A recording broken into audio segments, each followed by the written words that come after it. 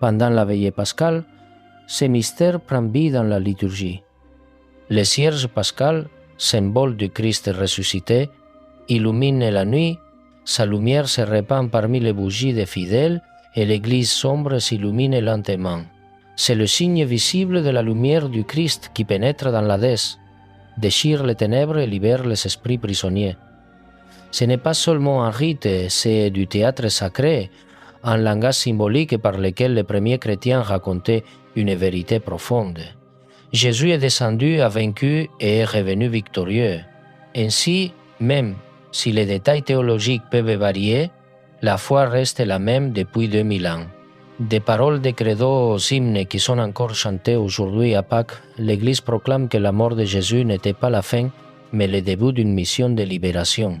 Ces 3 jours ont été la conquête des profondeurs, la victoire silencieuse que nous célébrons aujourd'hui dans la lumière de la résurrection. Mais la question la plus importante est, qu'est-ce que tout cela signifie pour nous? Pourquoi devrions-nous nous intéresser à ce qui s'est passé dans ce royaume invisible il y a si longtemps? Parce que cette bataille menée dans l'obscurité a changé à jamais notre rapport à la mort.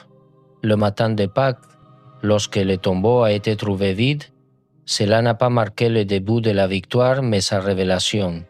C'était la preuve visible d'un triomphe déjà remporté. Alors que le monde pleurait en silence, Jésus avait déjà renversé le royaume de la mort. Et tout comme Dieu agit souvent dans le secret, le Fils a également agi là où personne ne pouvait le voir, transformant la fin en un nouveau commencement. Depuis lors, la mort n'est plus un mur, mais un passage. Ce n'est plus un saut dans l'inconnu, mais une entrée dans la lumière. Si Jésus possédait les clés, cela signifie que personne ne meurt plus entre les mains de l'ennemi. La porte de la mort est désormais sous le contrôle du Sauveur, et ceux qui lui appartiennent n'entrent pas en prison, mais traversent un couloir vers sa présence. Paul explique avec des mots qui résonnent encore aujourd'hui avec puissance. Pour moi, vivre c'est Christ, et mourir est un gain. J'ai le désir de partir et d'être avec Christ, ce qui est de beaucoup mieux. Il n'y a plus d'attente dans un tombeau obscur, ni de captivité dans le Sheol. Les croyants qui meurent aujourd'hui sont immédiatement accueillis par leur Seigneur, car les portes de l'Hadès ont été brisées.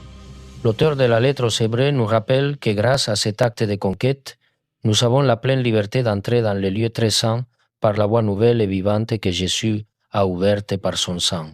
Le voile a été déchiré, la voie vers Dieu est ouverte, et le paradis n'est plus loin. Comprendre cela change notre façon de voir la mort.